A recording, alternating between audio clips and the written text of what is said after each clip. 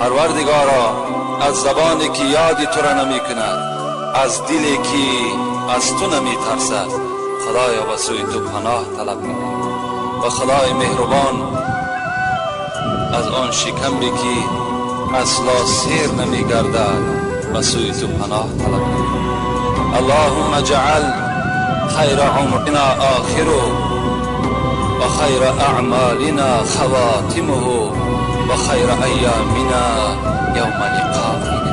خدایا بگردان از عمر ما بهترین روزهایش را فقط روزهای آخرش را، زیرا که روزهای آخر خیلی ضعیف هستیم و اعضاهای ما درمند هست و رحلت امانت تو هست. پروردگارا آخر حیات ما را خوشبخت بگردان، نیک بگردان و از عملهای ما باشد پروردگارا آخر عملها مانا عملهای نیک بگردان و بهترین روز را برای ما همان روز بگردان که با جمال جهان آرای تو رو پروج کنی. خدای عاقبت کار همه ما بندگانت را بخیر بگردانی. خدای تمام ارواحایی که امید دعا دارند روحانیتشون شاد بگردانی، قبرهاشون پر نور بگردانی.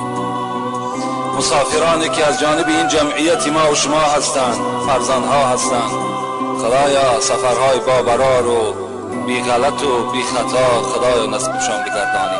صحت بردی، سلامت برگشته بر خاندان آمدن موفقشان بگردانی. اللهم اعین علی ذکرک و شکرک و حسن عبادتک